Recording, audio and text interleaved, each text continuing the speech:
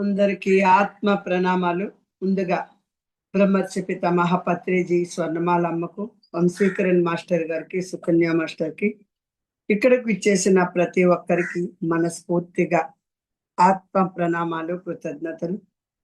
ఈరోజు నాతో ఈ జ్ఞానాన్ని, ఈ క్లాసుని చెప్పిస్తున్న గణపతి హనుమంతుని గురువైన సూర్యదేవుణ్ణి, వారి యొక్క చైతన్యాన్ని ఆహ్వానిద్దాం.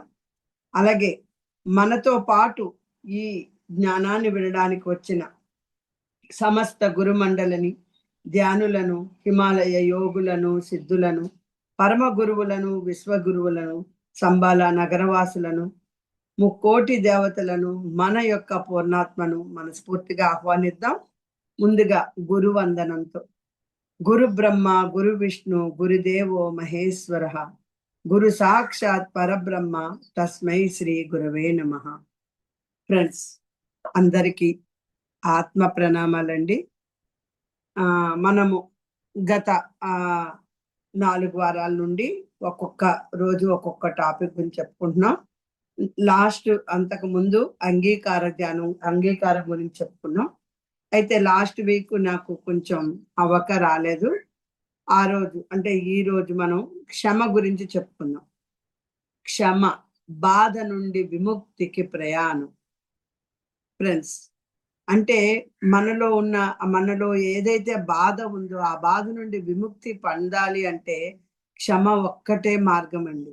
అంటే అందుకే ఈరోజు మనం ఈ జ్ఞాన క్లాసులో మనం ఏమి అనుకుంటామంటే, క్షమ అంటే ఏంటి అసలు, ఫస్ట్ క్షమ అంటే ఏంటి, మనం ఎందుకు క్షమించలేకపోతున్నాము, ద్వేషం మరియు బాధ మధ్య సంబంధం ఏంటి, క్షమించడం బలహీనత కాదా, క్షమ వల్ల కలిగే అంతర్గత స్వేచ్ఛ ఏంటి, మరి ఏంటి, ఎలా ఈ క్షమని ఎలాగా సాధన చేసుకోవాలి అనే దానికి మనం ఈరోజు తెలుసుకుందాం. ఫ్రెండ్స్, ముందుగా మనము మనసులో దాచుకున్న గాయాలు ఎలా అంటే, ఇక్కడ మనం ఒకటి తెలుసుకోవాలి ఫ్రెండ్స్.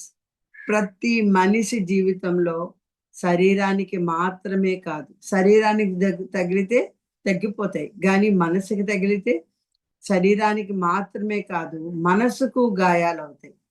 శరీర గాయాలు కొంతకాలానికి నయమైపోతాయి ఫ్రెండ్స్. ఆ గాయము మనం అది కొంత మందు వేస్తే గాయాలు నయమైపోతాయి, కానీ హృదయ గాయాలు చాలా సంవత్సరాల పాటు మనలోనే ఉండిపోతాయి. చిన్నప్పటి నుండి కూడా ఉండే గాయాలు కూడా ఇప్పటికీ ఉండే సందర్భాలు ఉన్నాయి. ఇలా కొన్ని మాటలు మనల్ని కత్తిలాగా కోసేస్తాయి. కత్తి అయినా సరే కొన్ని ఇంజూర్ అయితే మళ్ళీ మనం మందు వాస్తే తగ్గిపోతుంది, కానీ ఆ మాటలు మనల్ని చాలా వరకు బాధ పెడతాయి, గాయాలైపోతాయి. కొన్ని సంఘటనలు సంవత్సరాలు గడిచినా మర్చిపోలేం. ఎప్పుడో మన చిన్నప్పుడు జరిగిన సంఘటన ఇప్పటికీ మనం మర్చిపోలేని స్థితిలో ఉంటాం. ఒక చిన్నప్పుడు జరిగిన అవమానం, ఒక స్నేహితుడి ద్రోహం, లేదంటే కుటుంబ సభ్యుల నిరాకరణ, లేదంటే ఉద్యోగంలో జరిగిన అన్యాయాలు, ఇవి ఒక్కొక్కటి మనసులో కనిపించని గాయాలుగా నిలిచిపోతాయి ఫ్రెండ్స్. అంటే మనం అనుకుంటాం దాన్ని మర్చిపోయాము అనుకుంటాం, కానీ అది మర్చిపోలేం ఫ్రెండ్స్. అవి ఒక గాయం లాగా మనకి ఉండిపోతాయి, మనకి కనిపించిన గాయం లాగా వెళ్ళిపోతాయి. మనం ఏమనుకుంటాం, సరేలే ఇది జరిగిందిలే, ఇది మర్చిపోయాం అనుకుంటాం, కానీ మర్చిపోం. మన లోపల ఉన్న ఇన్నర్ చైల్డ్, మన సబ్ కాన్షియస్ మైండ్ దానిని స్టోర్ చేసేస్తుంది అనమాట. అయితే ఆ గాయాలు ఎప్పుడైతే అది స్టోర్ చేసేస్తుందో ఆ గాయాలు నేరుగా మన ఆలోచనలకు ప్రభావితం చేస్తాయి ఫ్రెండ్స్. అది మనకి తెలియదు. మనం ఆ గాయాల వల్లే అలాగా మనం ఆలోచనలు ప్రభావితం చేసాయనేది మనకి తెలియదు. అయ్యో అది ఎప్పుడో మర్చిపోయాంలే, అది జరిగిందిలే, అయిపోయిందిలే అనేసుకుంటాం, కానీ మన సబ్ కాన్షియస్ మైండ్ ప్రతిదీ స్టోర్ చేస్తుంది ఫ్రెండ్స్. తర్వాత కలిసే ప్రతి వ్యక్తిని కూడా మనం, ఒక వ్యక్తి వల్ల కానీ ఏదైనా ఒక గాయం జరిగితే కలిసే ప్రతి వ్యక్తిని కూడా అనుమానంతో చూడడం ప్రారంభిస్తాం మనం. ఎలా అంటే, ఒకసారి మోసపోయిన వ్యక్తి అందరినీ మోసగాళ్ళగా చూడడం అనమాట. అంటే ఒకసారి మనం మోసపోతే ఇంక అందరు ఇలాంటి వాళ్ళే ఉంటారనేసి అలా ఆ భావంతో మనం చూడడం మొదలు పెడతాం. ఒకసారి తిరస్కరించబడిన వ్యక్తి తాను ప్రేమకు అర్హుడు కాదు, ఒకసారి ఎప్పుడో జరిగిన దాన్ని పట్టుకొని ఇంకా నేను నాకు ప్రేమకు అర్హుడిని కాదు, నేను ఇంకా పనికి రాను, ఇలాంటి మాటలు అన్నమాట. అవన్నీ ఆయన బ్రెయిన్ లో పెట్టేసుకుంటాడు. అలా అరుడు కాదని నమ్మడం మొదలు పెడతారు. అందుకే ఫ్రెండ్స్, మన జీవితాన్ని నాశనం చేసేది జరిగే సంఘటన కాదు. ఆ సంఘటనకు మనం ఇచ్చే అర్థము. ఏదైనా ఒక సంఘటన జరిగిందంటే, ఆ సంఘటనని మనం ఎలా అర్థం చేసుకుంటాం? మనం అర్థం చేసుకునే బట్టే ఆ సంఘటనని మనం తీసుకుంటాం ఫ్రెండ్స్. ఎందుకంటే ఇప్పుడు ఒక వ్యక్తి ఉన్నారు. నిరాశా వ్యాధి ఉంటాడు, ఆశావాది. ఇప్పుడు ఆశావాది ఏంటి? ప్రతి క్షణం వాళ్ళకేంటంటే ఆశగా ఉంటది. అంటే ఎలా అంటే ఇప్పుడు కాకపోతే ఇంకొకసారి జరుగుతదిలే అనుకుంటాడు. నిరాశావాది ఏంటంటే నిజంగా మంచి జరిగినా కూడా వాడు నిరాశతోనే చూస్తాడు. కాబట్టి ఒకే సంఘటన ఇద్దరికీ జరిగినా ఒకరు దానిని పాఠంగా తీసుకుంటారు. ఇంకొకరు జీవితాంతం బాధగా మోస్తారు. ఇప్పుడు మనం ఆధ్యాత్మికంలా ఉన్నాము. ఆధ్యాత్మికంగా ఉన్నప్పుడు మనకేదైనా జరిగిందనుకో మనం ఏమనుకుంటాం? హ్మ్. ఇది నాకు శిక్ష కాదు, శిక్షణ. కాబట్టి దీనివల్ల మనం నేర్చుకోవాల్సిందేదో ఉంది అని మనం అర్థం చేసుకుంటాం. కొంతమంది ఏం చేస్తారు? దాన్ని జీవితాంతం అయ్యో! నన్ననేసారే, నన్ననేసారే, నన్ననేసారే, నాకేదో అయిపోయిందే, వాళ్ళంటే నా మనసు పోయింది, నాకు విరక్తి అయిపోయింది. ఇలాంటి అనుకుని జీవితాంతం దాన్ని మోస్తూ ఉంటారనమాట. బరువుని జీవితాంతం ఆ బాధగా మోస్తూ ఉంటారు. కాబట్టి బాధ కంటే మనము ఒక వ్యక్తి అనే మాట కంటే దానిని పట్టుకొని ఉండడమే మనకెక్కువ నష్టం చేస్తుంది ఫ్రెండ్స్. ఇది మనం ఎప్పుడు గుర్తుంచుకోవాల్సింది. ఎప్పుడైనా మనకొక బాధొచ్చిందంటే దాన్ని రిలీజ్ చేసుకుంటే మనం అక్కడి నుండి రిలీజ్ అయిపోతాం. మనకేం ఉండదు. కానీ మనకొచ్చే బాధ కన్నా మనం దాన్ని పట్టుకొని ఉంటాం చూడండి. ఆ పట్టుకొని ఉండడమే మనకెక్కువ నష్టం చేస్తుంది ఫ్రెండ్స్. మనం ఎంతో లాస్ అయిపోతాం. ఎంతో ఇబ్బంది పడతాం. కాబట్టి ఎప్పుడు కూడా దానిని మనం గుర్తుపెట్టుకోవాలి. చిన్న ఉదాహరణ తీసుకుంటే ఒక వ్యక్తి ప్రతిరోజు తన వీపుపై ఒక బరువైన సంచి మోస్తూ ఉంటాడు. అయితే ఆ సంచి మోస్తూ తిరుగుతుంటే అందరూ అడుగుతారు. ఎందుకు నువ్వు రోజు సారీ. అందరూ అడుగుతారు. ఎందుకు నువ్వు రోజు ఆ బరువైన సంచిని మోస్తూ ఉంటావని అడుగుతారన్నమాట. అడిగితే, "ఇది నన్ను బాధ పెట్టిన వారి జ్ఞాపకం" అని చెప్తాను. "ఇది నన్ను బాధ పెట్టే వాళ్ళ జ్ఞాపకము. అందుకే నేను దీన్ని ఇలాగ మోస్తూ ఉన్నాను. ఆ బాధ మర్చిపోకూడదని" అంటాడు. కాపోతే కొన్ని అలా సంవత్సరాలు గడిచిపోతాయి ఫ్రెండ్స్. సంవత్సరాలు గడిచాక అతనికి నడవడమే కష్టమైపోయింది. అంటే ఇక్కడ ఎవరిది తప్పు? చేసేవాడు, బాధ పెట్టేవాడు బానే ఉన్నాడు. చక్కగా వాడికి ఏ ఇది లేదు. వాడికి ఏ ప్రాబ్లమ్ లేదు. ఆ బాధని మోస్తూ, మోస్తూ, మోస్తూ మనమేమైపోయాము? మనమే నష్టపోయాం. అంటే వాడేమయ్యాడక్కడ? ఆ బరువుని మోస్తూ, ఆ బరువులాగా ఆడు బాధ పెట్టాడన్న బరువును మోస్తూ, మోస్తూ, మోస్తూ కొన్ని రోజులకి అతనికి నడవడమే కష్టమైపోయింది. అంటే ఏంటి?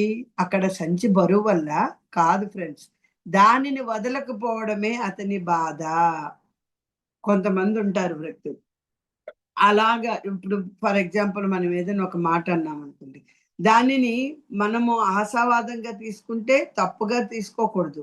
తప్పుగా తీసుకుంటే ఏమవుతుంది? దానిని సంవత్సరాల కొలది దాన్ని మోస్తూ ఉంటారు. ఇదే ఇక్కడ జరిగింది ఫ్రెండ్స్. అంటే మరి క్షమ అంటే ఏంటి? క్షమాపణ అంటే ఏంటి? క్షమ అంటే ఏంటి? క్షమను చాలా మంది తప్పుగా అర్థం చేసుకుంటారు ఫ్రెండ్స్. క్షమ అంటే జరిగే అన్యాయాన్ని అంగీకరించడం కాదు. ఇప్పుడు ఏదైనా ఒక వ్యక్తి ఒక విషయం జరిగిందంటే దాన్ని అంగీకరించడం కాదు ఫ్రెండ్స్ క్షమ అంటే. తప్పు చేసిన వ్యక్తిని గొప్పవాడిగా చూడడం కూడా కాదు ఫ్రెండ్స్. ఏంటి మరి? మనకు జరిగిన నష్టాన్ని చిన్నది చేయడం కూడా కాదు. మరి ఏంటి క్షమ అంటే? క్షమ అనేది మన అంతరంగాన్ని విషయపూరిత భావాల నుండి శుభ్రం చేసుకోవడం. మనం ఒక వ్యక్తిని ఎప్పుడైనా క్షమాపణ చెప్పి చూడండి. మనం వెంటనే రిలీజ్ అయిపోతాం. అంటే అక్కడ మనం ఏమనుకుంటాం తెలుసా? చాలా మంది అనుకునేదేంటి? క్షమాపణ చెప్తే నేను తప్పు చేయలేదు. నేనెందుకు క్షమాపణ చెప్పాలి అనుకుంటా. పౌరుషం అనమాట. అహంకారం. ఆ! లేదంటే లేదంటే ఆ వాడికే అంతుంటే నాకెంతుండాలన్న అహంకారం.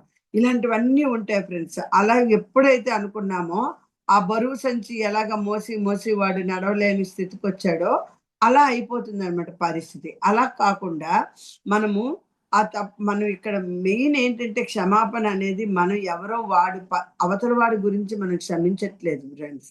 మనము మన అంతరంగాన్ని అంటే మన అంతరంగంలో ఉన్న విషపూరిత భావాలు ఉంటాయి కదండి, ఆ భావాలని శుభ్రం చేసుకోవడమే క్షమాపణ అంటే. క్షమ అంటే అది ఫ్రెండ్స్. కాబట్టి దానిని మనం అర్థం చేసుకోగలగాలి. ఎవరైనా మనకు విషం ఇచ్చారని ఊహించామనుకోండి, మనం ఇచ్చారు, ఒక విషం ఇచ్చారనుకోండి, వారు ఇచ్చిన విషయాన్ని మనమే ప్రతిరోజు తాగుతుంటే మనకు తెలుసు వాడు విషం ఇస్తున్నాడని. అయినా కూడా ఇస్తున్నాడని ప్రతిరోజు మనం తాగుతూ ఉంటే ఇచ్చిన వాడికి ఏం జరుగుతుంది ఫ్రెండ్స్? ఇచ్చిన వాడికి ఏమీ జరగదు. కానీ మనకేం నష్టపోయేది ఎవరు? మనమే. అదే విధంగా ద్వేషం కూడా మనలో విషంలా పనిచేస్తుందన్నమాట. అందుకే ఎవరి మీదైనా ఏదైనా కోపం ఉంటే ఆ క్షణానికి అడిగేసి మళ్ళీ వెంటనే క్షమాపణ కోరుకొని అయ్యో తప్పైపోయింది అనుకుని మీరు క్షమాపణ కోరుకుంటే మీలో ఉన్న బాధ తగ్గిపోతుంది ఫ్రెండ్స్. ఎప్పుడైతే బాధ తగ్గిపోతుందో మీరు నవ్వగలుగుతారు, ప్రశాంతంగా ఉండగలుగుతారు. మీరు ఒక వ్యక్తి మీద బాధని పెట్టుకొని, విషాన్ని పెట్టుకొని అలా ఉన్నారనుకోండి, ఇంకా మీరు ఉన్న వ్యక్తులతో కూడా మీరు బాగా ఉండలేరు ఫ్రెండ్స్. కాబట్టి ఇక్కడ 3 స్థాయిల క్షమ. ఎక్కడ 3 క్షమ 3 స్థాయిలకు ఉంటుంది. ఒకటేంటి? ఇతరులను క్షమించడం. అంటే వారి కోసం కాదు ఫ్రెండ్స్. మనమేమో ప్రతిసారి ఇది ఒకటి మన మైండ్‌లో నుండి తీసేయాలి. క్షమాపణ అంటే వాళ్ళ కోసం క్షమిస్తున్నాము, వాళ్ళ కోసం కాదు ఫ్రెండ్స్. క్షమ అంటేనే వారి కోసం కాదు, మన మనశ్శాంతి కోసం. అది మీరెప్పుడూ గుర్తుపెట్టుకోవాలి ఫ్రెండ్స్. క్షమించడం అనేది మన మనశ్శాంతి. మనం ఎప్పుడైతే క్షమిస్తామో, క్షమాపణ కోరుతామో మనం మనశ్శాంతిగా ఉంటాం ఫ్రెండ్స్. రెండవది తనను తాను క్షమించుకోవడం. చాలా మంది ఇతరులను క్షమించగలుగుతారు. ఓకే. పోనీలే, వదిలేయలే. కానీ తమని తాము క్షమించుకోలేరు. కానీ ఫ్రెండ్స్ ఎప్పుడు కూడా మనల్ని మనం మనల్ని మనం క్షమించుకోగలగాలి. మనల్ని మనం ప్రేమించగలగాలి. చాలా అంటే మనల్ని మనం ప్రేమించుకొని ఒక్కసారైనా నీకు నువ్వు సారీ చెప్పుకున్నావా? అంటే నీవు తప్పును నువ్వు ఒప్పుకోవట్లేదు అని అర్థం. నీ తప్పును నువ్వు ఒప్పుకొని నీకుగా నేను క్షమాపణ కోరుకుంటున్నాను అనుకోని నీకు నేనుగా ఒక్కసారి అనుకో. అనుకుంటే నీకే అర్థమవుతుంది ఎంత అద్భుతంగా పనిచేస్తదనేది. నేను అలా చెయ్యకూడదు. నేను తప్పు చేశాను. నేను మంచి తండ్రిని కాలేకపోయాను. లేతే ఇలాంటి జీవితాంతం వెంటపడుతుంటే అలా కాకుండా అయ్యో! నేనిలా ఈ తప్పు చేసుంటాను కదా! నన్ను నేను క్షమించుకుంటున్నాను. ఇక నుండి ఇలా చేయను అనేది వేరు. లేదు అలాగ అనుకోవడం నేను తప్పు చేశాను. నేను అలా చేయకూడదు. నేనిలాగా అలా ఇలాంటి అంటే వెతుక్కోవడం అన్నమాట. ఎప్పుడైతే స్వీయ క్షమ అనేది లేకపోయిందో, ఎప్పుడైతే నీ నీ తప్పులను నువ్వు గ్రహించి, నిన్ను నువ్వు క్షమించుకోలేకపోతావో, నిజమైన ఆనందం అసాధ్యం. నువ్వు ఎవరితోనైనా ఒక మాట్లాడావనుకో, నీ భర్తతోనో, భార్యతోనో, నీ పిల్లలతోనో, నీ కుటుంబ సభ్యులతోనో ఏదైనా ఒక మాట మాట్లాడావనుకో, నీకు అనిపిస్తుంది ఇది నేను తప్పు మాట్లాడాను. వెంటనే నీకు నువ్వు క్షమాపణ చెప్పుకోగలగాలి. ఎప్పుడైతే నీకు నువ్వు క్షమాపణ చెప్పుకోగలుగుతావో అప్పుడే నీకు ఆనందం సాధ్యమవుతుంది. లేదు నువ్వు ఎప్పటికీ దాన్ని నేను అన్నదే కరెక్టు, అవతల వ్యక్తి నన్ను రెచ్చగొట్టాడు అందుకే నేను అన్నాను, నేను అన్నదే కరెక్ట్ అని ఉన్నంత వరకు నువ్వు ఆనందంగా ఉండలేవు. ఇది రెండవది ఫ్రెండ్స్. మూడవది జీవితాన్ని క్షమించడం. జీవితం ఏది కూడా మన ప్లాన్ ప్రకారం జరగదు ఫ్రెండ్స్. మనం ఇలాగే ఉండాలి, అలాగే ఉండాలనేది ఏది మన ప్లాన్ ప్రకారం జరగదు. కొన్ని అవకాశాలు మనం కోల్పోతాం. కొన్ని సంబంధాలు ముగిసిపోతాయి. అవునా కాదా? మరి కొన్ని కలలు మనకి నెరవేరవు. మరి అలాంటప్పుడు జీవితాన్ని అలాంటప్పుడు శత్రువుగా చూడకండి. గురువుగా చూడడం నేర్చుకోవండి. అప్పుడే మన లైఫు, మన క్షమ ప్రారంభమవుతుంది ఫ్రెండ్స్. ఎందుకంటే ఇది ఇక్కడ ఇలా జరిగిందంటే ఏదో నాకు లెసన్ జరుగుతుంది. అంటే అక్కడ మీరు శత్రువుగా చూడకూడదు ఫ్రెండ్స్. గురువుగా చూడండి. గురువుగా చూడడం నేర్చుకున్నప్పుడే మీరు ఏదో పాఠం నేర్చుకుంటున్నారని మీకు అర్థమవుతుంది. అప్పుడు మీ క్షమ ప్రారంభమవుతుంది ఫ్రెండ్స్. కాబట్టి ఇక్కడ మనం ఎందుకు క్షమించలేకపోతున్నాం? ఇక్కడ మనకు మెయిన్ మనం తెలుసుకోవాల్సింది అసలు మనం ఎందుకు క్షమించలేకపోతున్నాం? మనసు ఒక రక్షణ వ్యవస్థను ఏర్పరచుకుంటది ఫ్రెండ్స్. మళ్ళీ బాధపడకూడదు. అందుకే గతాన్ని వదలదు ఫ్రెండ్స్. కానీ అదే రక్షణ వ్యవస్థ మనకి జైలు కూడా అయిపోతుంది. మనం ఏమనుకుంటున్నాం, మనం ఒక రక్షణ వ్యవస్థలో ఉన్నాము, అందులో పని చేస్తున్నాం అనుకుంటున్నాం. కానీ అది ఏమి చేస్తుంది తెలుసా? అదే ఒక మనకి జైలు అయిపోతుందనమాట. మనకొక స్వేచ్ఛ ఇవ్వదు. అంటే ఏంటి ఇక్కడ, మనం బాధను ఏం చేస్తున్నాం? న్యాయంగా భావిస్తున్నాం. అందుకే మనం ఒక జైలు లాగా అయిపోతున్నాం. నేను బాధలో ఉండటం వల్ల వారికి శిక్ష పడుతుంది. ఎందుకండి? నువ్వు శిక్ష వేసుకుంటున్నావని నీకు అర్థం కావట్లేదు. నువ్వేమనుకుంటున్నావు? నేను ఇలాగే బాధపడుతూ ఉంటే అవతల వాళ్ళకి శిక్ష పడతది అని మనం అనుకుంటాం. కానీ కాదు ఫ్రెండ్స్. అవతల వాళ్ళు చాలా రిలీఫ్ అయిపోతారు. చాలా బావుంటారు వాళ్ళే అనేవాళ్ళే. కానీ మనం బాధపడి, మోసి ఇందాక చెప్పిన ఉదాహరణలాగా ఆ బరువును మోసి కొన్నాళ్ళకి మనం నడవలేకుండా అయిపోతాం ఫ్రెండ్స్. కాబట్టి బాధను వదిలేస్తే జరిగిన అన్యాయం చిన్నదైపోతుంది. నేను ఖచ్చితంగా వదలను. వాడంతా చూస్తాను ఎప్పటికైనా అనుకున్నారనుకోండి, మనమే నష్టపోతాం. వాళ్ళకేమీ కాదు. ఫ్రెండ్స్, మన గుర్తింపే బాధపడిన వ్యక్తిగా మారిపోతుంది. మనం కొంతమందిని చూస్తే మనకి కొన్ని ఇంప్రెషన్స్ వస్తాయి. వీడెప్పుడు చూసినా బాధపడుతూనే ఉంటాడు. వీడికి తృప్తి లేదు. వీడికి అసంతృప్తి ఎక్కువ. వీడెప్పుడు మాట్లాడుతూనే ఉంటాడు. ఇలాంటి మాటలన్నీ ఉంటాయి. ఎందుకు అంటే వాడు అవతల వ్యక్తి ఏంటి? ఆ వ్యక్తి ఎవరిని క్షమించలేడు. ఎవరిని క్షమాపణ కోరడు. కోరకుండా ఇంకా ఎవరేమన్నా కూడా ఊహించి చిన్న మాట అన్నా కూడా దాన్ని పెద్ద భూతద్దంలో చూసేసి దానిని మనసులో పెట్టేసుకొని కుళ్ళిపోయి లాస్ట్‌కి ఏమవుతుంది? ఆయనే తనే ఒక బాధపడిన వ్యక్తిగా ముద్ర పడిపోతాడు ఫ్రెండ్స్. కాబట్టి ఎప్పుడు కూడా మనము మనం ఎప్పుడు కూడా దాన్ని ఎక్కువగా తీసుకోకూడదు. మనం ఏమనుకున్నాం, ఓహ్! మనం ఎందుకు వదిలేయాలి అవతల వ్యక్తిని మనకన్నప్పుడని మనం మీకు అర్థం కావట్లేదు అక్కడ. మీరు బాధపడుతున్నారంటే మీరే నష్టపోతున్నారు. అవతల వ్యక్తికి ఏమీ కాదు. ఎవరినైనా గుర్తు చేసుకొని కోప్పడిన ప్రతిసారి ఏమవుతుందో తెలుసా ఫ్రెండ్స్? మనం ఇప్పుడు ఒక వ్యక్తి అన్నారు. ఇప్పుడు నేనే ఉన్నాను. నే ఎవరో నేనేదైనా ఒక మాట ఒక వ్యక్తికి చెప్పాననుకోండి. అక్కడుండే పరిస్థితి బట్టి. ఆ వ్యక్తి తప్పుగా అర్థం చేసుకున్నారనుకోండి. అర్థం చేసుకొని కోపం తెచ్చుకొని ఈ జన్మలో వాళ్ళ మొహం చూడను ఇలాగ అన్నారనుకోండి. ఏమవుతుందో తెలుసా? ఆ కోపంలో ప్రతిసారి శరీరంలో కార్టిసోల్ అనే ఒక స్ట్రెస్ హార్మోన్ పెరిగిపోతుంది ఫ్రెండ్స్. స్ట్రెస్ హార్మోన్‌లని ఉంటాయి మనకి. ఒత్తిడి ఎక్కువైపోతది. రక్తపోటు పెరిగిపోతుంది. బీపీ వచ్చేస్తుంది. నిద్ర తగ్గిపోతుంది. నిద్ర పడుకోరు. నిద్రపోయినప్పుడు కూడా అదే ఆలోచనలుంటాయి. రోగ నిరోధక శక్తి బలహీనమైపోతుంది. అప్పుడు ఎప్పుడైతే ఉందో ఆ రోగ నిరోధక శక్తి అనేది పూర్తిగా బలహీనమైపోతుంది. అంటే మనల్ని బాధపెట్టిన వ్యక్తి ఇప్పుడు మన దగ్గర లేకపోయినా మనమే ప్రతిరోజు ఆ బాధను మళ్ళీ సృష్టిస్తున్నాం ఫ్రెండ్స్. చూసారా? ఆ బాధ పెట్టిన వ్యక్తి మన దగ్గర లేడు. ఎక్కడో దూరంగా ఉంటాడు. కానీ ఆ వ్యక్తి ఇలా అనేసాడే అని గుర్తు చేసుకొని మన దగ్గర లేకపోయినా కూడా ఆ బాధను మళ్ళీ మనం అనుభవిస్తాం. అప్పుడేమవుతుంది మనకి? ముందు ఒత్తిడి పెరిగిపోతది. ముందు ఏ ఒక్కరితోనూ నువ్వు సంతోషంగా ఉండలేవు. నువ్వు నీ శక్తి బలహీనమైపోతుంది. బీపీ వచ్చేస్తుంది. ఇవన్నీ జరుగుతాయి ఫ్రెండ్స్. అవసరమా మనకి? ఒక్కసారి అయ్యో! ఎందుకన్నారో ఆ వ్యక్తి వదిలేద్దాం, ఆ వ్యక్తిని క్షమించేద్దాం అని ఒక్క మాట మీరు అనుకుని చూడండి. మీరు మొత్తం రిలీజ్ అయిపోతారు ఫ్రెండ్స్. కాబట్టి ఇది చాలా ఇంపార్టెంట్. ఎప్పుడైతే మనం అలాగ ఉండగలుగుతామో, మనలో అన్ని మంచి ఆలోచనలొచ్చి, మనం హ్యాపీగా ఉండగలుగుతాం ఫ్రెండ్స్. ఇది ఎంతో ఇంపార్టెంట్. అంటే ఇక్కడ క్షమించడం అనేది బలహీనత కాదు ఫ్రెండ్స్. క్షమించడం అనేది బలహీనత కాదు. క్షమించడానికి చాలా ధైర్యం కావాలి. ఎందుకంటే అందరికీ ఆ స్థితి రాదు కదా ఫ్రెండ్స్. ప్రతీకారం కోపంతో సాధ్యమవుతుంది. ఎందుకంటే మనం కోపంగా ఉన్నామంటే మనం ఏమంటాం? నేను ఎలాగైనా సరే ప్రతీకారం తీర్చుకోవాలి.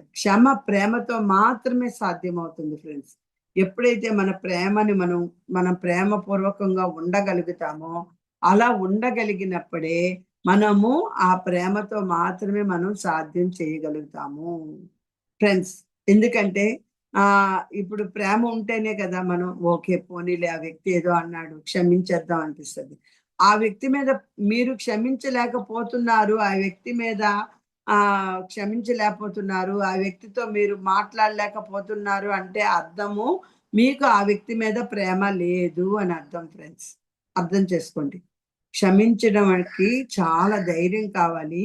ఎందుకంటే కోపంలోని మనం ఆ క్షమించే స్థితిని కోల్పోతాం ఫ్రెండ్స్. ప్రతీకారం తీసుకోవడం ఒక క్షణిక సంతృప్తినిస్తుంది. ఓకే. ఆ వ్యక్తితో నేనింక మాట్లాడనని తీసుకునే నిర్ణయం అనేది ఒక క్షణంతో తీరిపోతుంది. కానీ దాని ఫలితం మాత్రం జీవితాంతం మీ ప్రశాంతతను పాడు చేస్తది ఫ్రెండ్స్. క్షమించడం జీవితాంతం ప్రశాంతతనిస్తే, క్షమించలేకపోవడం ప్రతీకారం అనేది మీ జీవితాంతం మిమ్మల్ని కాల్చేస్తది ఫ్రెండ్స్. బాధ పెడుతుంది. అందుకే మహాత్మా గాంధీ ఒక మాట అంటారు. బలహీనులెప్పుడు క్షమించలేరు. క్షమ బలవంతుల లక్షణం అని. అంటే చూడండి, మీరు ఒక్కసారి క్వెషన్ చేసుకోండి. మీరు క్షమించగలుగుతున్నారా లేదా? క్షమించలేదు అంటే ఇంకా మీరు అదే బలహీన క్షణాలతో ఉన్నారు అని అర్థం. మీరు సాధన చెయ్యండి. ఎందుకంటే మనం అందరం ఆధ్యాత్మికతలో ఉన్నాం ఫ్రెండ్స్. ఆధ్యాత్మికంలో ఉండే వాళ్ళకి మనకి మనకు తెలుసు మనం బ్యాలెన్స్ ఎలా చేసుకోవాలి ఏంటి అనేది. మీరు క్షమించలేకపోతున్నారు అంటే ఇంకా మీలో సాధన పెరగాలి అని అర్థం. బలహీనలు ఎప్పుడు కూడా క్షమించలేరు ఫ్రెండ్స్. క్షమ బలవంతుల లక్షణం. ఒక ఉదాహరణ ఇంకోటి చెప్పుకుందాం. నదిలో ఒక పెద్ద రాయి పడిందండి. మరి కొద్దిసేపు అలజడి మనమే కూర్చుంటాం. కూర్చున్న వాళ్ళం ప్రశాంతంగా ఉంటాము. చూడండి కొన్ని దగ్గరల కొంతమంది వచ్చి కూర్చుంటారు. కూర్చున్న వాళ్ళు ప్రశాంతంగా కూర్చొని వాళ్ళ పని చేసుకోవచ్చు కదా! చేయరు. నదిలో ఒక రాళ్ళు విసురుతారు. ఒక్కొక్క రాయి విసురుతూ ఉంటారు. రాయి విసిరినప్పుడల్లా నది ఏమవుతుంది? అలజడి చెందుతది. చూడండి అది అది కదిలిపోతుంటది వాటర్ అంతా. అది కానీ కొంతసేపటికి ఏమైపోతుంది? మళ్ళీ ప్రశాంతంగా ప్రవహిస్తది. అంటే నది దాన్ని తీసుకోదు. దాన్ని తప్పుగా వీళ్ళు నది నా మీద రాళ్ళు వేశారు కాబట్టి ఇప్పుడు ఈ నదిని నేను పొంగబెట్టేసి ఎక్కువ నీళ్ళు తెచ్చేసి ఆ వ్యక్తిని ముంచెయ్యాలి అని అనుకోదు. వేస్తే వేసేలే రాయి వేస్తే వేసేలే అని కాసేపు అలజడి చెందుతుంది. మళ్ళీ ప్రశాంతంగా ఉంటుంది. అదే మనిషి జీవితం కూడా ఫ్రెండ్స్. అయితే జరిగిందిలే ఇప్పుడు ఏమైంది? ఇప్పుడు ఆ వ్యక్తి ఏదో నన్నన్నాడు. ఏమైంది? క్షమించేద్దాం. ఒక క్షమాపణ ఇస్తే ఏమైపోతుంది? హ్మ్. అనేసి ఆలోచించి మళ్ళీ మాట్లాడితే మన జీవితం ప్రశాంతం అయిపోతది. అలా కాకుండా దాన్నే పట్టుకొని ఇప్పుడు దాన్నే పట్టుకొని లేదు వీళ్ళు రాళ్ళు వేశారని ఇంకా కోపం తెచ్చేసుకొని ఉగ్రరూపం తెచ్చుకుంటే ఏమవుతది? మనమే నష్టపోతాం కదా ఫ్రెండ్స్. కాబట్టి ప్రవహించుకో ప్రవహి ప్రవహించడం నేర్చుకున్న మనసే క్షమించగలదు. ఎప్పుడైతే అంటే ఇప్పుడు నది ఎందుకు చెప్పామంటే, నది ఎలాగైతే దాన్ని వదిలేసి దాని యొక్క అలజడిని వదిలేసి ప్రశాంతంగా ప్రవహిస్తుందో, అలాంటి మనసు మనకుంటే అప్పుడే మనం క్షమించగలుగుతాం ఫ్రెండ్స్. ఇది చాలా చాలా ఇంపార్టెంట్. క్షమ వల్ల కలిగే అంతర్గత స్వేచ్ఛ ఏంటి మరి? ఏంటి స్వేచ్ఛ జరుగుతుంది? క్షమ వల్ల మనకి ఏం స్వేచ్ఛ జరుగుతుంది? ఏ విధంగా మనం క్షమించిన వెంటనే జీవితంలో అద్భుత మార్పులు ప్రారంభమైపోతాయి ఫ్రెండ్స్. మనం ఏదైనా ఒక వ్యక్తిని నిన్ను క్షమిస్తున్నాను అని ఒక మాట అంటే చాలు. సారీ ఇంకెప్పుడు నీకు ఇలా నేను చెయ్యను అని సపోజ్ ఎవరో నన్ను బాధ పెట్టారనుకోండి. ఆ వ్యక్తి ఎందుకో నా పట్ల తప్పుగా ఉన్నాడు. లేదా నాకేదో ఒక పాఠం నేర్పించాలనుకుంటున్నాడు. కాబట్టి నేను ఆ వ్యక్తిని క్షమించేస్తాను అనేసి ఆ వ్యక్తిని తలుచుకొని ఒక్కసారి క్షమాపణ చెప్పండి. నేను నిన్ను క్షమిస్తున్నాను అనుకోండి. మీరు డైరెక్ట్‌గా చెప్పలేకపోతే కనీసం మీ మనసులో చెప్పండి. ఆ వ్యక్తిని తలుచుకొని. క్షమించిన వెంటనే జీవితంలో అద్భుతమైన మార్పులు ప్రారంభమైపోతాయి. మీకు ఆ గుణం రావాలి. క్షమించగలిగే గుణం రావాలి ఫ్రెండ్స్. ఎప్పుడైతే మీరు క్షమించేస్తారో నిద్ర మెరుగుపడుతుంది. మీరు హాయిగా నిద్రపోగలరు. హమ్మయ్య! నాలో ఉన్న ఆ భుజం పైన ఉన్న బరువంతా దించేసానమ్మా! ప్రశాంతంగా ఉన్నాను. నిద్ర మెరుగుపడుతుంది. ఆందోళనలు తగ్గుతాయి. ఎప్పుడైతే మీరు ఆ వ్యక్తిని తలుచుకొని బాధపడే ఉండే కన్నా, ఆ వ్యక్తికి ఒక్కసారి క్షమించి చూడండి. మీ ఆందోళన అంతా తగ్గిపోతుంది, మీకు బరువు తగ్గిపోద్ది, సంబంధాలు మెరుగవుతాయి. చాలా మంది చేసే తప్పు ఏంటి తెలుసా? ఆ ఇంట్లో కుటుంబ సభ్యులతో సరిగ్గా ఉండకపోవడం. బయట అందరికీ మంచిగా ఉంటది, ఇంట్లో కుటుంబ సభ్యుల దగ్గర సరిగ్గా సంబంధాలు ఉండవు. ఎలా ఉండవంటే ఆ అవతలి వ్యక్తుల యొక్క ప్రవర్తన వల్ల కావచ్చు, వేరే ఇది వల్ల కాబట్టి కొన్ని కుటుంబ సంబంధాలు మెరుగుగా ఉండవు. ఎలా అంటే ఇప్పుడు ఫర్ ఎగ్జాంపుల్ మాట్లాడలేదు, ఒక ఇంట్లో ఒక వ్యక్తి ఉన్నారనుకోండి, మాట్లాడలేదు అనుకోండి, మనం దాన్ని అయ్యయ్యో మాట్లాడలేదు అనుకోని క్షమించేస్తే ఏది ఉండదు. అలా కాకుండా దాన్ని పెద్దది చేసి అలాగా కొన్ని నెలలు కొన్ని సంవత్సరాలు మాట్లాడుకుని ఉంటే తర్వాత మళ్ళీ ఒక చిన్న ఉదాహరణ, ఏదో చిన్న చిన్న మనస్పర్ధ వల్ల కావచ్చు, చిన్న మాట పట్టింపు వల్ల కావచ్చు, ఒక తండ్రి కూతుర్లకి గొడవ వచ్చింది. ఆ గొడవ రావడం వల్ల ఆ కూతురు ఆ తండ్రితో మాట్లాడలేదు. తర్వాత సడన్ గా ఆ తండ్రికి హార్ట్ అటాక్ వచ్చి వెళ్ళిపోయారు. మరి అప్పుడు మళ్ళీ ఆ కూతురు మాట్లాడగలదా? జీవితాంతం ఆ కూతురికి ఆ బాధ ఉంటుందా? ఉండదా? అలాగే అది మనం అర్థం చేసుకోవాలి. ఆ కుటుంబంలో అందుకే ఎప్పుడు కూడా ఏ ఒక్కళ్ళు ఎలాంటి తప్పు చేసినా అక్కడికది మాట్లాడేసి మళ్ళీ అక్కడికది వదిలేసి నదిలాగా వదిలేసి మళ్ళీ ప్రశాంతంగా ఎళ్ళామంటే మనం అందరినీ కలుపుకోగలుగుతాం. లేదంటే సంబంధాలనేవి మెరుగుపడవు. సంబంధాలు పోతాయి ఫ్రెండ్స్. కాబట్టి సంబంధాలు మెరుగవ్వాలంటే క్షమాపణ ఒక్కటే మార్గము. అద్భుతాలు జరిగిపోతాయి ఫ్రెండ్స్. చిరునవ్వు ఆటోమేటిక్‌గా మన మొహంలో చిరునవ్వొస్తది. లేతే ఆ బాధతో ఉన్నామనుకో, ఎవరితో మాట్లాడినా మొహంలో ఆ బాధ కనబడుతూనే ఉంటది. చిరునవ్వు సహజంగా వస్తుందనమాట. మనసు తేలికగా ఉంటుంది. మనసు చాలా తేలికైపోతది ఫ్రెండ్స్. హమ్మయ్య! ప్రశాంతంగా ఉన్నాను నేను ఈరోజు. ఎందుకంటే ఇప్పుడు ఏదైనా ఒక వ్యక్తి మనల్ని బాధ పెట్టాడనుకోండి, వాడు బాధ పెట్టాడు, నిజంగానే బాధ పెట్టాడు. అది అది నేను ఒప్పుకుంటాను. మీరనొచ్చు. ఇప్పుడు మీరడగచ్చు, మేడం నిజంగా బాధ పెడితే మీరు అలా ఎలా అంటారు? బాధ పెట్టారు. కానీ మనకు ఆ క్షమించే గుణం రావడం మెయిన్ ఇంపార్టెంట్. ఫ్రెండ్స్ ఎప్పుడైతే అలాగున్నామో బాధ పెట్టాడని నలుగురికి 10 మందికి చెప్పుకున్నా ఇప్పుడు ఏదైనా ఒక ఇన్సిడెంట్ చాలా మందికి ఒక అలవాటు ఉంటదండి. ఒక బ్యాడ్ హ్యాబిట్ ఏంటంటే మన ఇంట్లో ఏది చిన్నది జరిగినా, ఆ జరిగిన దాన్ని ఇంకొంచెం పెద్దది చేసేసి పక్కన వాళ్ళకి చెప్పడం. చెల్లికే కావచ్చు, అక్కకే కావచ్చు, ఇంకెవరికైనా కావచ్చు. ఆ చెప్పే అలవాటు ఎప్పుడు మానుకుంటామో అప్పుడు మనకు ఆటోమేటిక్‌గా ఏమవుతుంది? మనసు ప్రశాంతత అయిపోతది. హమ్మయ్య! ఓకే. మనకు అన్నింది ఎవరు? మన వాళ్ళే కదా! మనం వాళ్ళని అడుగుదాం. మనస్ఫూర్తిగా ఎదురుగుండా అడిగేద్దాం. లేదంటే క్షమించేద్దాం. అనడం వాళ్ళ బలహీనత. పోనీలే అనేసి అనుకుంటే, ఓకే. ఎందుకో నాకొక లెసన్ చెప్పడానికే అవతల వ్యక్తి ఏదో అన్నారేమో అని అనుకోనే స్థితి మనకి వచ్చినప్పుడు మన సాధన పెరిగినట్టు ఫ్రెండ్స్. కాబట్టి ఎప్పుడైతే మనం అలాగుంటామో మన మనసు తేలికైపోతుంది. నిద్ర మెరుగుపడుతుంది. అలా కాకుండా ఈ జరిగింది ఊరందరికీ చెప్పుకుంటూ వెళ్ళామనుకోండి, ఆ అవతల వాళ్ళందరూ బావుంటారు. చెప్పుకునే వాళ్ళు బావుంటారు, వినేవాళ్ళు బావుంటారు. బాధ పెట్టిన వాళ్ళు బావుంటారు. అందరూ బావుంటారు. కానీ ఎవరు బాధపడుతున్నారండి? ఎవరైతే ఆ బాధను మోస్తున్నారో వాళ్ళే నిద్రకుండదు. నిద్రుండదు. ఆందోళనొచ్చేస్తది. సంబంధాలు పోతాయి. చిరునవ్వు ఉండదు. మనసు తేలిగ్గా ఉండదు. ఎప్పుడైతే మీరు క్షమించగలుగుతారో ఇవన్నీ మళ్ళీ వచ్చేస్తాయి. కాబట్టి మనం ఆధ్యాత్మిక దృష్టిలో దీన్ని గాని తీసుకున్నామంటే, మన అనాహత చక్రం ఏంటి మరి మన అనాహత చక్రం ఏం చెప్తుంది? ప్రేమ, దయ, కరుణకు మరి ఒక కేంద్రం కదా! ఈ అనాహత చక్రం అనేది. మరి అప్పుడు మనం ద్వేషం ఎక్కువగా ఉన్నామంటే, ఈ అనాహత చక్రం అనేది మూసుకుపోతది ఫ్రెండ్స్. ద్వేషం ఎక్కువగా ఉంటే, ఈ శక్తి అనేది కుచించుకుపోతది. క్షమించడం ప్రారంభమైనప్పుడు హృదయంలోని ప్రేమ శక్తి మళ్ళీ ప్రవహించడం ప్రారంభమవుతుంది. చూసారా? క్షమకి, ప్రేమకి ఎంత సంబంధం ఉందో. క్షమకి, ప్రేమకి అంత అద్భుతమైన సంబంధాలున్నాయి ఫ్రెండ్స్. కాబట్టి క్షమించడం ఎప్పుడైతే మనకు ప్రారంభమవుతుందో, హృదయంలో మళ్ళీ ప్రేమ శక్తి ప్రవహించడం ప్రారంభమవుతుంది. అందుకే క్షమించడం వలన ఎదుటివాడు మారకపోవచ్చు ఫ్రెండ్స్. కానీ మన జీవితమే మారిపోతుంది. నువ్వు క్షమించడం అనేది ఇది. వాడు మారుతాడా మారడా, వాడు ఎప్పుడు అలాగే ఉంటాడు నీకు అనవసరం. నువ్వు క్షమించి చూడు. అప్పుడు క్షమించడం వల్ల ఎదుటివాడు మారకపోయినా పర్వాలేదు, కానీ మన జీవితం మాత్రం మారిపోతుంది ఫ్రెండ్స్. అద్భుతంగా జరిగిపోతుంటుంది.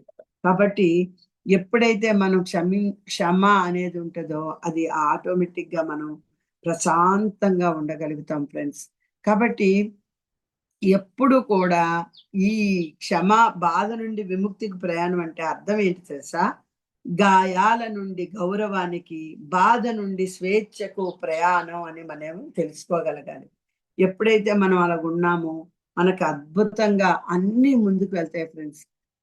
ఎప్పుడైనా మనకి ఫర్ ఎగ్జాంపుల్ ఎవరినైనా క్షమించాలనిపించింది అనుకోండి, మనం ధ్యానంలో ఉన్నాం కదా, ఆధ్యాత్మికంగా ఉన్నాం కదా, ఒకసారి మనం అలాగ ఎవరినైనా క్షమించాలనుకున్నాం, నెమ్మదిగా శ్వాస తీసుకుంటూ ప్రతి ఉచ్ఛ్వాసంతో ఒక భావాన్ని విడిచిపెట్టేసేయండి. శ్వాస తీసుకోండి, తీసుకొని శ్వాస వదులుతూ మీరు ఒక్కొక్క దాన్ని, మొదటి శ్వాస కోపాన్ని వదిలేసినట్టు, రెండో శ్వాస బాధను వదిలేసినట్టు, మూడో శ్వాస నిరాశను వదిలేసినట్టు, నాలుగో శ్వాస భయాన్ని, ఐదో శ్వాస ప్రతీకారాన్ని, ఇలా ఒక్కొక్క దాన్ని వదిలేసినట్లుగా భావించుకోండి ఫ్రెండ్స్. చూసారా? బ్రీత్ ఇన్ తీసుకున్నాం, బ్రీత్ అవుట్ అన్నప్పుడు మొదటి బ్రీత్ అవుట్ కి కోపం పోయింది, రెండో శ్వాసకి బాధ పోయింది, మూడో శ్వాసకి నిరాశ పోయింది, నాలుగో శ్వాసకి భయం పోయింది, ఐదో శ్వాస ప్రతీకారం పోయింది. అప్పుడు మనం ఏమనుకోవాలి తెలుసా? మన హృదయంలో ఒక బంగారు కాంతి వెలిగిపోతుంది అనుకొని ఆ కాంతిలో మన గతంలో ఉన్న ప్రతి గాయాన్ని తాకుతున్నట్లుగా మనం భావించి, ప్రతి గాయం ఇప్పుడు నాకు జ్ఞానంగా మారుతుంది అని భావించండి. ఎందుకంటే మనం బయట ఆలోచించినంత వరకు మనకి ఏమీ జరగదండి. మనం ఎప్పుడైతే అంత రంగంలోకి వెళ్తామో, అంత శుద్ధిగా వెళ్తామో, అంత కరణంలోకి వెళ్తామో, అప్పుడే మనలో ఉన్న గాయాలు, మనలో ఉన్న బాధలు అన్ని మీరు అనుకోవచ్చు, నేను ఎంత క్షమించాలన్నా క్షమించలేకపోతున్నాను. దానికి అద్భుతమైన పరిహారం ఏంటంటే ధ్యానము. కూర్చొని బ్రీత్ ఇన్ బ్రీత్ అవుట్ చేయడం, బ్రీత్ అవుట్ చేయడం, అన్ని మనలో ఉన్న అహంకారాలు అన్ని వదిలేయడం ఫ్రెండ్స్. వదిలేసి మన హృదయంలో ఒక కాంతిని ఊహించుకొని చక్కగా ఏదైతే మనకి గాయపెడుతుందో, ఏదైతే బాధ ఉందో ఆ గాయాన్ని ఆ కాంతి తాకుతున్నట్లుగా భావిస్తూ ఆ గాయం అంతా పోయి ఒక జ్ఞానంగా మారిపోయినట్టు భావించండి. ప్రతి కన్నీటి బొట్టు కూడా కరుణగా మారిపోతుంది ఫ్రెండ్స్. మీరు ఊరికే అనవసరమైన కన్నీటి బొట్టుని వేస్ట్ చేయకండి, సరికాని మాటలు మాట్లాడకండి. అప్పుడు మీ హృదయంతో ఇలా చెప్పండి, నేను జరిగిన దాన్ని మార్చలేను, కానీ దానికి నా ప్రతిస్పందనను మార్చగలను అనుకోండి. నేను ద్వేషాన్ని విడిచిపెడుతున్నాను, నేను ప్రేమను ఎంచుకుంటున్నాను, నేను క్షమను ఎంచుకుంటున్నాను, నేను స్వేచ్ఛను ఎంచుకుంటున్నానని మనస్ఫూర్తిగా చెప్పి చూడండి ఫ్రెండ్స్. అద్భుతమైన ఫలితాలు మీకు రాకపోతే అప్పుడు నన్ను అడగండి. అందుకే మనం ఎప్పుడు కూడా క్షమాపణను అద్భుతంగా తీసుకోవాలి ఫ్రెండ్స్. ఇక్కడ మనం ఒకటి అర్థం చేసుకోవాలి, క్షమిస్తున్నాము అంటే అర్థం వాళ్ళ కోసం క్షమించట్లేదు, మనలో మనము విముక్తి పొందడానికి క్షమించుకుంటున్నాము. కాబట్టి ముగింపుగా, జీవితంలో జరిగిన ప్రతి గాయం కూడా ఒక గురువు ఫ్రెండ్స్. మనకి ఏదైనా ఒక వ్యక్తి బాధ పెట్టారు అంటే, ఏదైనా ఒక గాయం జరిగిందంటే అది మనకి ఒక గురువు అని తెలుసుకోండి. ఇది శిక్ష కాదు. మనకి గురువు గారు ఎప్పుడు చెప్తుంటారు కదా, వంశీ మాస్టర్ గారు కూడా, ఇది శిక్ష కాదు శిక్షణ. మనం కర్మ విపాకంలో కూడా చేస్తాం, ఇది శిక్ష కాదు శిక్షణ అనుకోవాలని. అలా ఇక్కడ కూడా మనం మన జీవితంలో జరిగిన ప్రతి గాయం కూడా ఒక గురువు అనుకోండి, ప్రతి బాధ కూడా ఒక లెసన్, ఒక పాఠం అనుకోండి, ప్రతి అనుభవం కూడా మనల్ని మరింత పరిపక్వంగా చేరడానికి, మరింత కలగవారుగా తీర్చిదిద్దడానికే ఆ పరిస్థితి వచ్చిందనేది గమనించండి ఫ్రెండ్స్. క్షమ అనేది గతాన్ని చెరిపివేయదు ఫ్రెండ్స్, కానీ గతం మన వర్తమానాన్ని నియంత్రించకుండా చేస్తుంది. చూసారా? క్షమ అనేది మన గతాన్ని ఏం చెరిపేయదు, కానీ గతం మన వర్తమానాన్ని నియంత్రించకుండా చేస్తుంది. ఎంత అద్భుతమైన! మన హృదయం క్షమని ఎంచుకున్న క్షణం నుంచే నిజమైన ఆధ్యాత్మిక స్వేచ్ఛ ప్రారంభమవుతుంది. ఒక్కసారి అందరూ క్రాస్ చెక్ చేసుకోండి ఫ్రెండ్స్. మీరు క్షమించగలుగుతున్నారా లేదా? మీరు క్షమించలేకపోతున్నారు. మీరు ఇంకా కూడా అదే స్థితిలో ఉన్నారు. మీరు బ బా ఇంకా ప్రతి ఒక్కరితో వాదించే స్థితిలోనే ఉన్నారు అంటే ఇంకా మీ ఆధ్యాత్మిక స్థాయిలో ఎక్కడో చిన్న లోపం ఉంది. దాన్ని సరిచేసుకోండి అని అర్థం ఫ్రెండ్స్. ఇది కూడా ఒక లెసన్ మీకు. అర్థమవుతుందా? మనకి ఎన్నో టెస్ట్‌లు పెడతారు ఫ్రెండ్స్. ఆ టెస్ట్‌లో మనం పాస్ అవ్వాలి. ఊరికే ఇలా కళ్ళు మూసుకొని కూర్చుండిపోతే అయిపోదు. ఆ కూర్చున్న తర్వాత మనకి ఎన్నో టెస్ట్‌లొస్తాయి. ఆ టెస్ట్‌లన్నిటిని మనం పాస్ అవ్వగలగాలి. ఫ్రెండ్స్ కాబట్టి అద్భుతంగా మనం ఆధ్యాత్మిక స్వేచ్ఛని కలగాలంటే మనం చక్కగా కళ్ళు మూసుకొని వదిలేస్తున్నాను. నా కోపాన్ని వదిలేస్తున్నాను. Breathe in, breathe out. కోపం రిలీజ్ అయిపోయింది. ద్వేషం రిలీజ్ అయిపోయింది. ఆవేశాలు రిలీజ్ అయిపోయాయి. ప్రతీకారం ఎవ్రీథింగ్ రిలీజ్ అయిపోయింది. అంతే. చక్కగా మనం ఎంత అద్భుతంగా ముందుకెళ్తామంటే, అసలు వీళ్ళు ఇంత బావున్నారా? ఈ వ్యక్తి ఇలా ఎలా క్షమించగలుగుతున్నారు అని మనకి అర్థమైపోతది ఫ్రెండ్స్. ఎందుకంటే, నేను ఎంతోమంది నన్ను అవమానించే వాళ్ళని నేను క్షమించగలిగాను. నేను అంగీకరించగలిగాను. శరణాగతిలోకెళ్ళాను. అలా అదే ఏ వ్యక్తులైతే నన్ను అవమానించారో, అదే వ్యక్తులు నా దగ్గరకొచ్చి నాతో పాటు ఆహ్ నేను ఇచ్చిన ఆహ్వానాన్ని మన్నించి వచ్చి నాతో పాటు ఎంతో హ్యాపీగా ఉండే సందర్భాలున్నాయి.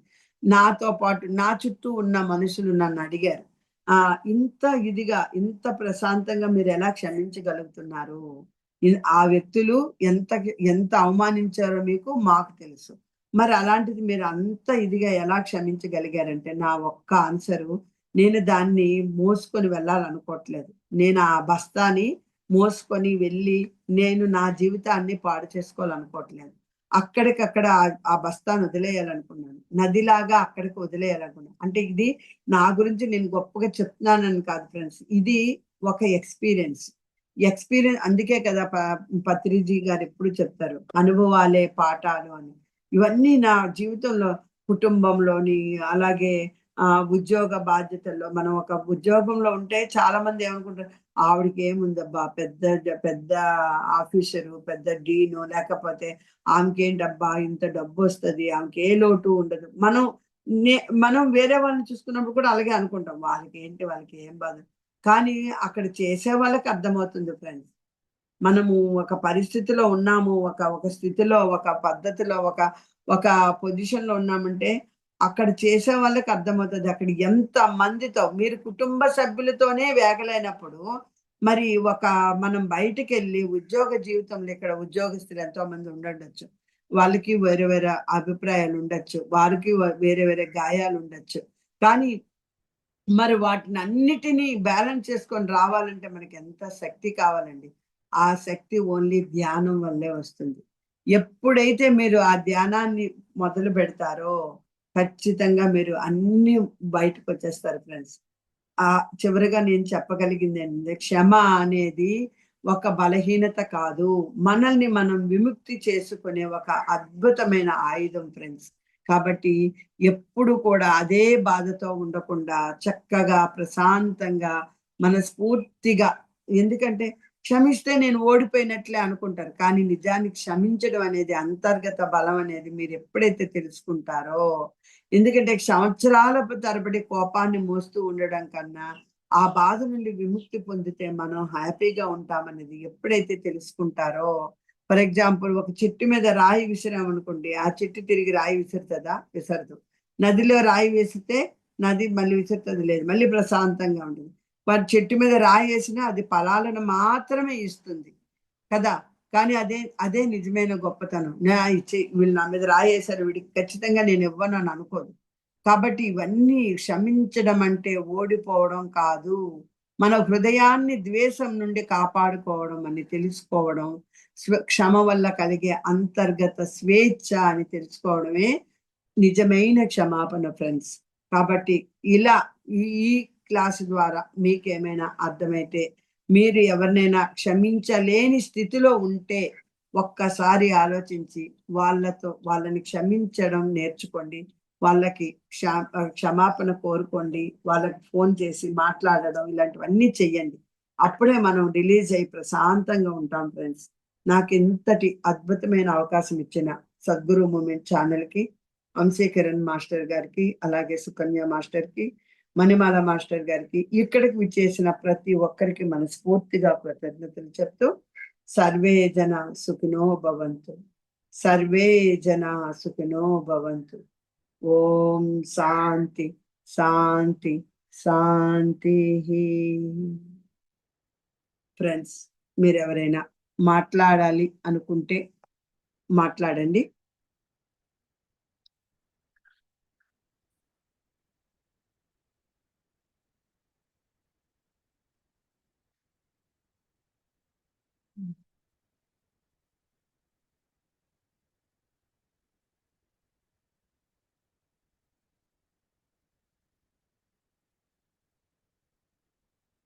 సారీ ఫ్రెండ్స్, మాట్లాడు.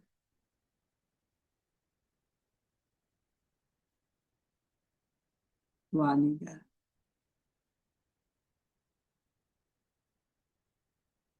మాట్లాడండి. వాణి గారు నమస్తే మేడం. నమస్తే అండి.